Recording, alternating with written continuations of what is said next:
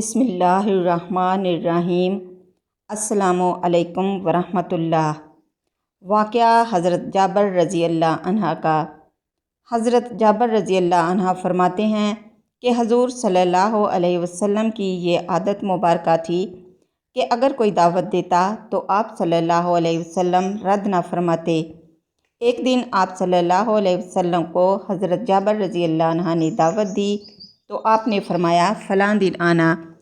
جب مقررہ دن آیا تو آپ صلی اللہ علیہ وسلم حضرت جابر رضی اللہ عنہ کے گھر تشریف لے گئے۔ انہوں نے رسول اللہ صلی اللہ علیہ وسلم کو اپنے گھر میں دیکھا تو بہت مسرور ہوئے اور خوشی و شادمانی کے عالم میں مشک امیز پانی کا چھڑکاؤ کیا اور شاداں و فرحاں آپ صلی اللہ علیہ وسلم کے پاس آئے اور آپ کو اندر تشریف لانے کے لیے عرض کی۔ آپ صلی اللہ علیہ وسلم اندر آئے تو حضرت جابر رضی اللہ عنہ نے بکری کا بچہ ذبح کیا اور پھر اسے پکانے کا بندوبست کرنے لگے۔ حضرت جابر رضی اللہ عنہ کے 2 بیٹے تھے۔ بڑے نے چھوٹے سے کہا، تجھے بتاؤں ہمارے والد نے ہمارے میمنے کو کس طرح ذبح کر دیا۔ اس نے چھوٹے کو زمین پر لٹا کر اس کے گلے پر چھری چلا دی اور نادانی سے اسے ذبح کر دیا۔ جب حضرت جابر رضی اللہ عنہ کی بیوی نے اسے دیکھا تو دوڑ کر اس کی طرف آئی، لیکن وہ خوف کے مارے مکان کی چھت پر چڑھ گیا۔ ماں اس کے پیچھے پیچھے آ رہی تھی، جس کے خوف سے ڈر کر بچہ چھت سے گر گیا اور گرتے ہی واصل بحق ہو گیا۔ اس صابرہ عورت نے اس واقعہ پر قطعاً رونا دھونا نہ کیا بلکہ صبر اختیار کیا۔ مبادا حضور صلی اللہ علیہ وسلم کی طبیعت اس واقعہ کو سن کر متغیر ہو۔ اس نے دونوں بچوں پر ایک کپڑا ڈال دیا اور کسی کو اس حادثے کی خبر نہ ہونے دی۔ اگرچہ وہ ظاہراً خوش تھی لیکن باطنی طور پر خون کے گھونٹ پی رہی تھی۔ بکرے کو بریاں ہونے تک حضرت جابر رضی اللہ عنہ کو بھی خبر نہ ہوئی۔ کھانا پکا کر حضور صلی اللہ علیہ وسلم کے سامنے رکھا گیا تو حضرت جبرائیل علیہ السلام نازل ہوئے اور بتایا کہ اللہ تعالیٰ کہتا ہے حضرت جابر کو کہیں کہ اپنے دونوں بیٹے بھی لائے تاکہ آپ کے ساتھ کھانا کھائیں۔ جابر رضی اللہ عنہ کو حکم ملا تو فوراً گھر گئے اور پوچھا کہ دونوں بچے کہاں ہیں۔ انہوں نے بتایا کہ کہیں باہر ہیں۔ حضرت جابر رضی اللہ عنہ نے آ کر اطلاع دی کہ وہ اس وقت موجود نہیں۔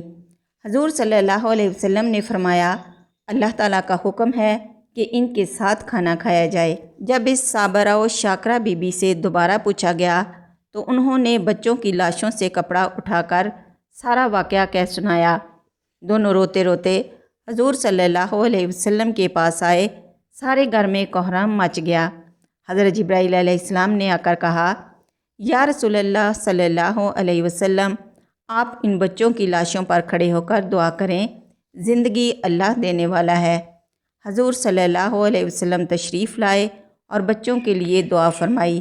وہ اسی وقت اللہ کے حکم سے زندہ ہو گئے۔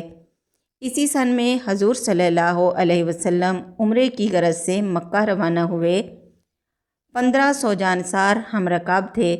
بیت رضوان کا مشہور واقعہ اسی میں پیش آیا اور حضرت جابر رضی اللہ عنہ مشرف بیت ہوئے۔ اس میں حضرت عمر رضی اللہ عنہ رسول اللہ صلی اللہ علیہ وسلم کا اور حضرت جابر رضی اللہ عنہ حضرت عمر رضی اللہ عنہ کا بیت کے وقت ہاتھ پکڑے تھے۔ حضور صلی اللہ علیہ وسلم نے فرمایا کہ تم لوگ ساری دنیا سے بہتر ہو۔ اس کے بعد اور بھی غزوات پیش آئے جن میں ان کی شرکت رہی۔ حجۃ الوداع میں بھی جو 10 ہجری میں ہوا، اس میں بھی آپ شامل تھے۔ 37 ہجری میں حضرت علی رضی اللہ عنہ اور حضرت معاویہ رضی اللہ عنہ کی جنگ میں حضرت جابر حضرت علی رضی اللہ عنہ کی طرف سے صفین میں جا کر لڑے۔ حضرت جابر رضی اللہ عنہ کو حدیث کا اتنا شوق تھا کہ ایک ایک حدیث سننے کے لیے مہینوں کی مسافت کا سفر کرتے تھے۔ حضرت عبداللہ بن انیس رضی اللہ عنہ کے پاس ایک حدیث تھی، وہ شام میں رہتے تھے۔ حضرت جابر کو معلوم ہوا تو ایک اونٹ خریدا اور ان کے پاس جا کر کہا کہ وہ حدیث بیان کیجیے۔ میں نے اس لیے عجلت کی کہ شاید میرا خاتمہ ہو جاتا اور حدیث سننے سے رہ جاتی۔ اسی طرح حضرت مسلمہ بن مخلد رضی اللہ عنہ مصر سے حدیث سننے کے لیے مصر کا سفر کیا اور حدیث کی اجازت لی۔ اس سفر کا تذکرہ طبرانی میں موجود ہے۔